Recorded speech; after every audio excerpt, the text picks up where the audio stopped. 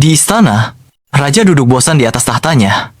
Ia ingin menguji kepintaran Abu Nawas dengan cara baru. Raja memanggil pengawalnya. Panggil Abu Nawas. Aku ingin tahu apakah dia masih bisa mengakaliku. Tak lama, Abu Nawas datang dengan wajah polos. Ampun, tuanku. Ada perintah apa pagi ini? Abu Nawas, aku ingin kau membawa seekor keledai ke istana besok pagi. Tapi ingat, keledai itu harus bisa membaca kitab hukum. Kalau tidak, kau akan dihukum cambuk. Abu Nawas, meskipun terkejut, menerima tugas yang mustahil itu dengan anggun. Baik, tuanku. Perintah akan saya laksanakan. Saat Abu Nawas pergi, Raja bersandar di singgasananya. Senyum licik terlihat di wajahnya. Abu Nawas memikirkan cara nakal untuk lolos dari jebakan Raja. Ia pergi ke pasar, membeli seikat rumput wangi yang sangat disukai keledai. Dengan kelicikannya, dia menyembunyikan rumput wangi di dalam halaman-halamannya. Sebuah rencana nakal terbentuk. Abu Nawas datang ke istana sambil membawa seekor keledai. Semua orang di istana berkumpul, penasaran dengan tingkahnya. Abu Nawas membuka kitab hukum, meletakkannya di depan keledai. Keledai itu langsung mendekat dan menundukkan kepalanya, seolah-olah sedang membaca. Raja terkaget. Astaga, bagaimana mungkin seekor keledai bisa membaca kitab hukum? Benar, tuanku. Lihatlah. Ia sangat tekun membaca dari awal sampai akhir. Semua orang tertawa terbahak-bahak. Raja pun akhirnya menyadari bahwa ia sudah dikerjai lagi. Dasar kau Abu Nawas. Tapi kali ini aku mengaku kalah. Kau memang cerdik. Tuanku, jangan salahkan saya.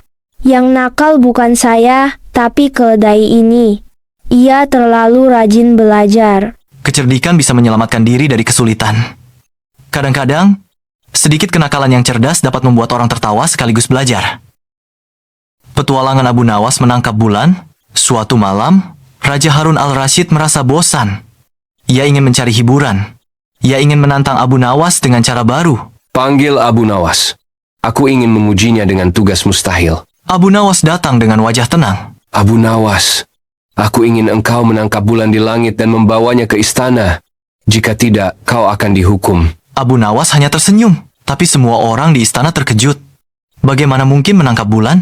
Malam itu, Abu Nawas duduk di tepi sungai. Ia menatap bulan yang memantul di permukaan air.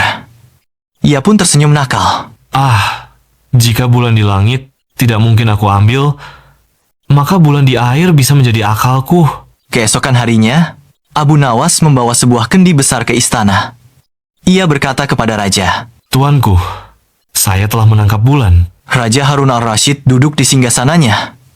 Matanya terbuka lebar karena rasa ingin tahu. Tunjukkan padaku. Abu Nawas membuka kendi itu di dekat jendela, di mana cahaya bulan masih bisa masuk dan terpantul di permukaan air dalam kendi.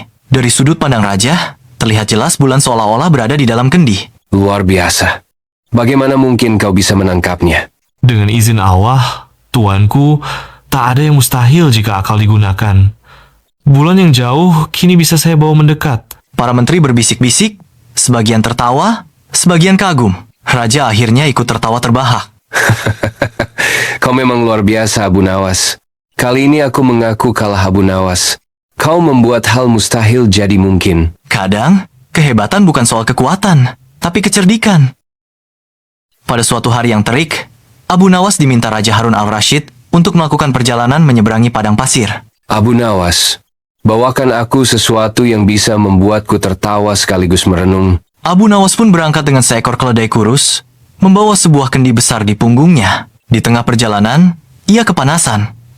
Ia lalu berhenti dan berkata, Wahai keledai, kalau kau bisa bicara, tentu kau akan marah karena aku membawakan air untuk kendi, bukan untukmu. Keledai itu meringkik keras, seolah mengeluh. Orang-orang yang melihat dari kejauhan tertawa, mengira Abu Nawas sedang berbincang serius dengan hewan. Setibanya di istana, Abu Nawas meletakkan kendi itu di depan Raja. Namun ketika dibuka, ternyata kosong. Apa yang kau bawakan untukku, Abu Nawas? Abu Nawas menjawab dengan senyum licik. Sesuatu yang bisa membuat yang mulia tertawa dan merenung pada saat yang bersamaan. Raja Harun al-Rashid bertanya dengan ekspresi bingung. Kenapa kosong, Abu Nawas? Dengan tenang, ia menjawab. Karena air di padang pasir lebih pandai dariku. Tuanku, ia sudah pulang duluan sebelum sampai ke istana. Kau memang cerdik, Abu Nawas. Kau selalu bisa membuatku terhibur dan merenung. Kecerdikan bisa menjadi solusi dalam kesulitan. Abu Nawas tidak membawa air, tapi dengan kepandaian bicaranya, ia mampu mengubah kekurangan menjadi bahan tawa.